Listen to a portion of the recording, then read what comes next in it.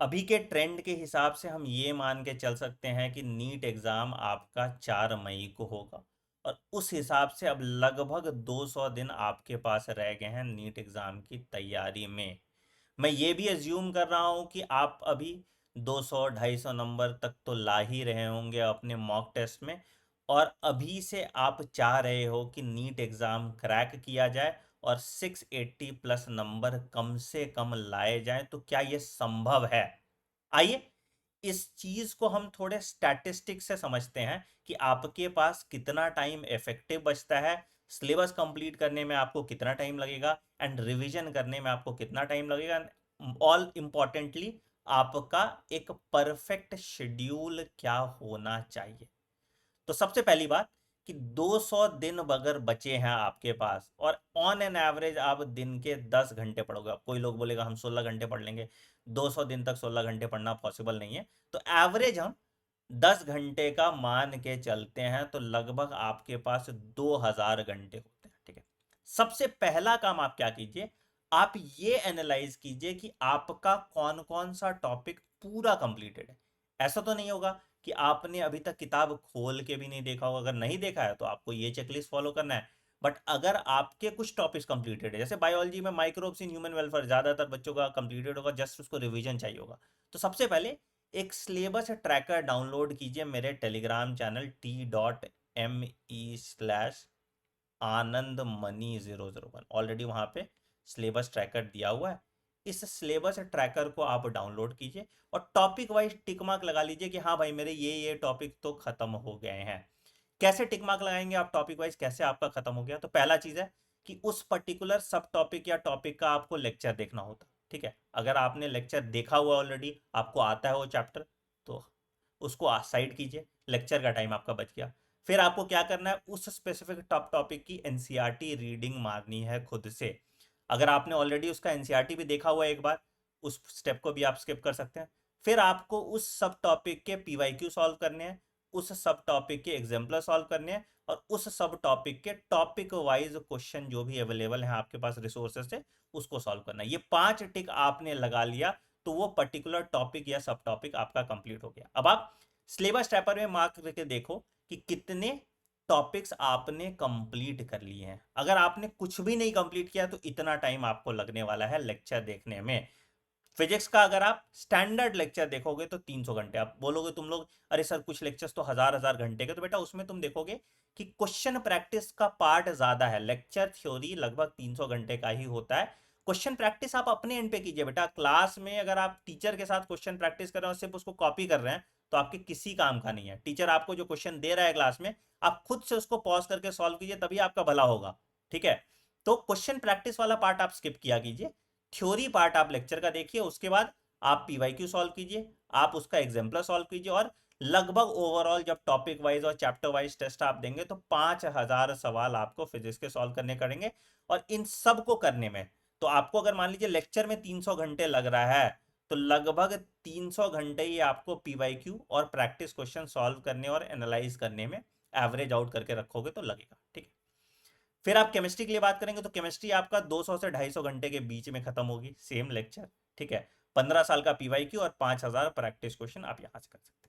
Biology की बात करोगे तो बायोलॉजी भी आपका 200 घंटे में खत्म होगा, थोड़ा कम टाइम में भी खत्म हो सकता है अगर आपको बायोलॉजी पहले आती है तो। और पीवाईक्यू और 10,000 प्रैक्टिस क्वेश्चन आपको बायोलॉजी में करना है। तो लगभग अगर आप पूरा सब कुछ मोटा मोटी मान के चलोगे तो 3 2 5 2 7 750 घंटे का है। 750 इंटू 2 कर लो, डबल कर लो, तो मतलब 1500 घंटे आपको लगेगा क्या चीज में, सिलेबस कंप्लीट करने में। और इतने क्वेश्चन 5 5 10 20,000 क्वेश्चन प्रैक्टिस करने में, प्लस पीवाईक्यू और एग्जाम्पलर प्रैक्टिस करने में। ठीक है। अगर आपने कुछ भी नहीं पढ़ा है तो।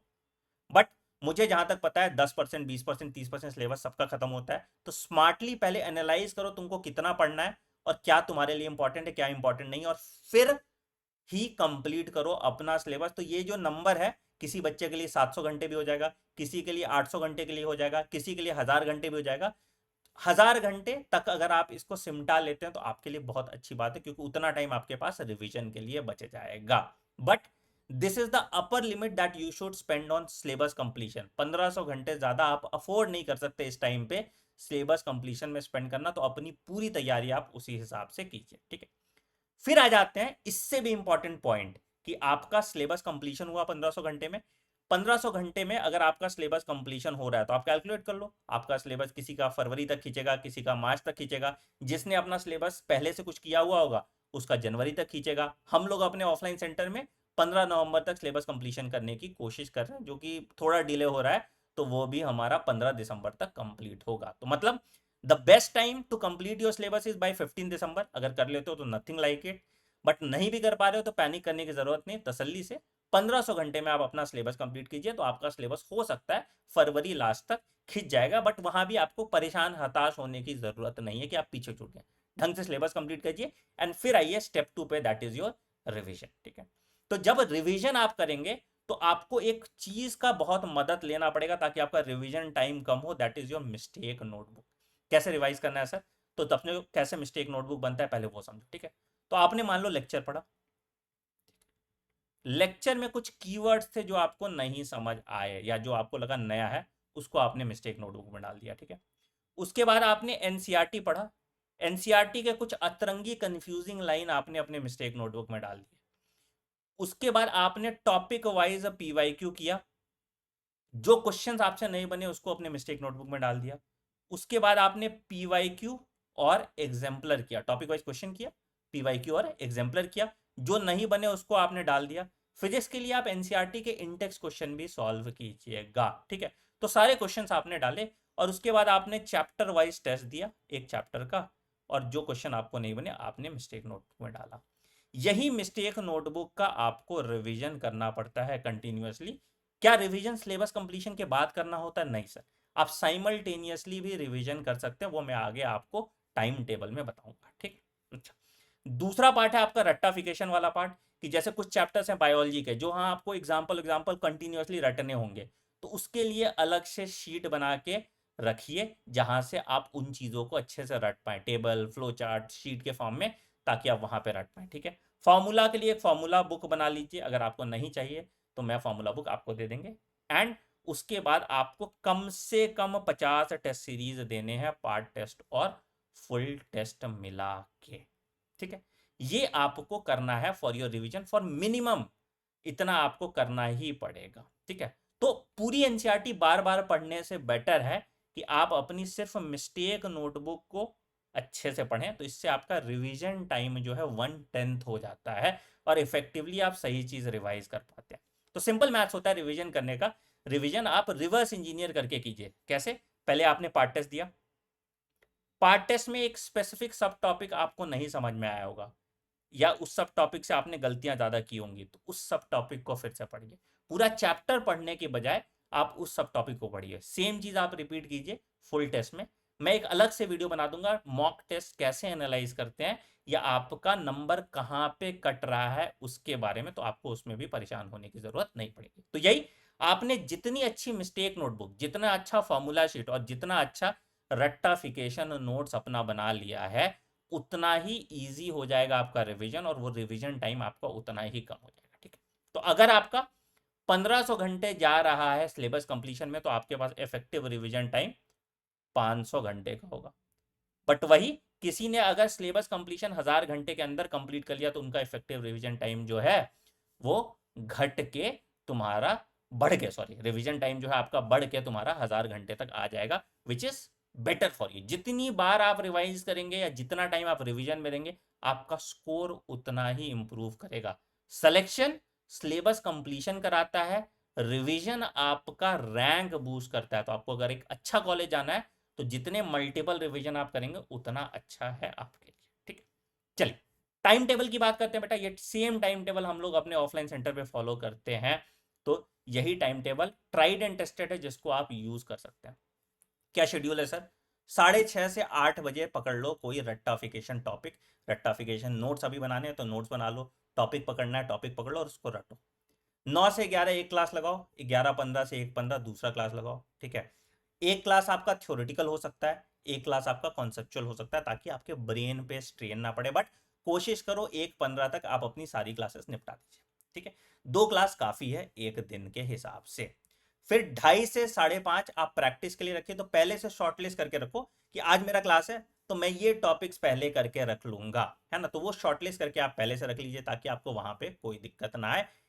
आप 2:30 से 5:30 टेस्ट की तरह, मतलब 50 क्वेश्चन फिजिक्स का, 50 क्वेश्चन केमिस्ट्री का, 50 क्वेश्चन बॉटनी का, 50 क्वेश्चन जूलॉजी का, 200 क्वेश्चन बना के रखिए कि हाँ भाई मुझे ये प्रैक्टिस करना है और टेस्ट के फॉर्म में प्रैक्टिस करना है, ठीक है।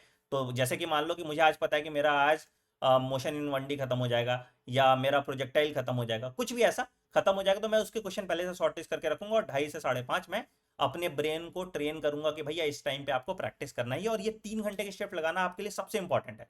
ज्यादातर बच्चे जो हम लोग टेस्ट सीरीज देते हैं वो कहते हैं सर 1.5 घंटे के बाद दिमाग काम करना बंद कर जाता है, तो वहां पे ये आपके लिए बहुत बेनिफिशियल होगा, ठीक है।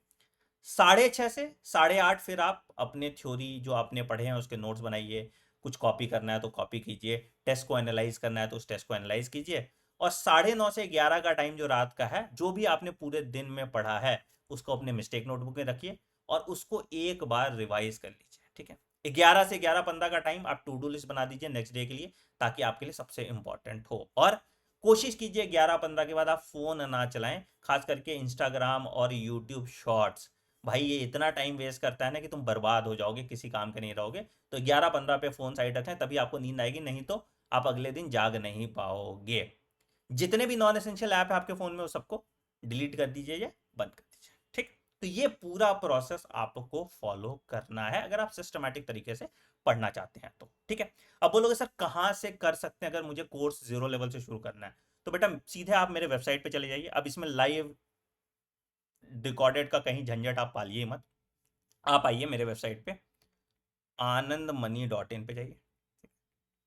यहाँ पे आपको सुपर 100 बैच मिल जाएगा, ठीक है। जाएंगे आप, सुपर 100 बैच दिखेगा, आप उस बैच को परचेज कर लीजिए। ऑलरेडी इसमें 30-40% सिलेबस कंप्लीटेड है। तुम अपने पेस पे अपने हिसाब से रिकॉर्डेड लेक्चर देखो, वहां पे डीपीपीज मिलते हैं, डीपीपी सॉल्व करो, पीवाईक्यू एग्जाम्पलर का भी वीडियो वहां पे है, पीवाईक्यू एग्जाम्पलर सॉल्व करो और प्रैक्टिस क्वेश्चन कर लो, ठीक है। अगर आपके पास लेक्चर का सोर्स है और आपको सिर्फ सर कि मुझे ना क्वेश्चन बैंक आप दे दो, मुझे पीवाईक्यू एग्जाम्पलर दे दो और मुझे टेस्ट सीरीज दे दो, तो इसका पूरा एक बंडल हमने बना के रखा है। आप मेरे वेबसाइट पे जाइए fundabox.in, fundabox.in पे जाइए और यहाँ पे हमने क्वेश्चन बैंक का बंडल बनाया। जितने क्वेश्चन मैंने आपको बताए ये सारे क्वेश्चन बैंक का बंडल बनाया। ये तो मिनी स्टोर खुल के यहाँ से भी ले सकते हो वैसे, बट ऑफिशियल वेबसाइट से ले सकते हो fundabox.in पे। यहाँ ये ऑफिशियल वेबसाइट है मेरा, यहाँ से आप ले लेंगे तो यहाँ पे आपको एक बंडल दिख जाएगा पूरा का पूरा, जहाँ पे हमने क्वेश्चन बैंक, ये देखो फिजिक्स का क्वेश्चन बैंक, केमिस्ट्री का क्वेश्चन बैंक, बायोलॉजी का question bank, mock test 32 mock test जिसमें part test plus full test दोनों है, और पीवाईक्यू लास्ट 30 ईयर्स के, ये सब कुछ आपको मात्र 2999 में मिल जाएगा, घर पे डिलीवर्ड होगा। इन सभी लेक्चर्स के वीडियो सॉल्यूशंस भी आपको ऐप पे मिल जाते हैं। तो ये आपके लिए all in on one stop solution है सारे क्वेश्चन बैंक के लिए, क्योंकि तुमको कोई डाउट आ गया मान लो किसी क्वेश्चन में, तो फटाक से जाके उसका वीडियो देख लो ना यार, तो तुम्हें कोई किसी तरह की दिक्कत नहीं होगी। इसको अगर आप परचेज कर लेते हैं, this is more than sufficient, मतलब नीट 2025 का पेपर यहीं से आएगा, इसके बियॉन्ड क्वेश्चन बन ही नहीं सकता। तो हमने टॉपिक वाइज क्वेश्चन दिया हुआ है, चैप्टर वाइज मॉक टेस्ट दिया हुआ है, उसके बाद आपको यहाँ पे पार्ट टेस्ट और फुल टेस्ट भी दिया हुआ है। तो सब कुछ आपका यहाँ पे all in on one stop solution आपको मिल जाता है। दूसरा इंपॉर्टेंट अपडेट कि बायोलॉजी अगर आपको अभी से बिल्कुल 0 लेवल से पीवाईक्यू एग्जाम्पलर सब कुछ मेरे साथ लाइव कंप्लीट करना है, तो मेरी एनसीईआरटी रिव्यू सीरीज स्टार्ट हो रही है मंडे से। वन शॉट में हम एक चैप्टर कंप्लीट करेंगे और शुरू करेंगे हम सबसे पहले जो हाई स्कोरिंग टॉपिक्स है। तो हम इकोलॉजी से स्टार्ट कर रहे हैं, ठीक है। इकोलॉजी डायरेक्ट सवाल आते हैं, हाई स्कोरिंग टॉपिक है। तो 8 बजे मंडे को यहाँ नीचे लिंक दिया हुआ है, आप उस क्लास में आइए, लाइव मेरे साथ 8 से 10 बायोलॉजी पढ़िए और बायोलॉजी मेरे साथ ही तुम कंप्लीट कर लो। मैं 200 से कम घंटे में तुम्हारी बायोलॉजी कंप्लीट करा दूंगा, जिससे तुम्हारा फिजिक्स केमिस्ट्री का टाइम बच जाएगा। और बायोलॉजी में मैं दावे के साथ कह सकता हूं, अगर तुमने सिर्फ इस सीरीज को फॉलो कर लिया, तुम्हारे 340 प्लस मार्क्स पक्के हैं। तो अगर ये एनसीईआरटी रिव्यू के लिए एक्साइटेड हो, तुम कमेंट सेक्शन में डाल दो #रेडी सर फॉर मंडे, ठीक है। सिर्फ रेडी डाल दो कमेंट सेक्शन में, ज़्यादा मेहनत नहीं कराऊंगा, रेडी डाल दो। और इस शेड्यूल को सिस्टमैटिक तरीके से फॉलो करो। अगर आप कहीं से भी पढ़ रहे हैं, this is the pathway to your success, कोई और शॉर्टकट नहीं हो सकता इसके बियॉन्ड। 2 चीज़ों पे ध्यान देखना, टेस्ट देना है टेस्ट का एनालिसिस करना है और उस एनालिसिस के बेसिस पर रिवाइज करना है। दूसरा, मिस्टेक नोटबुक बहुत अच्छे से बनाना है। अगर तुमको मिस्टेक नोटबुक कैसे बनाना है कोई चैप्टर का, तो मैं एक रिव्यू भी तुम्हें दे दूंगा अगर तुम्हें चाहिए तो। On that note I am ending video.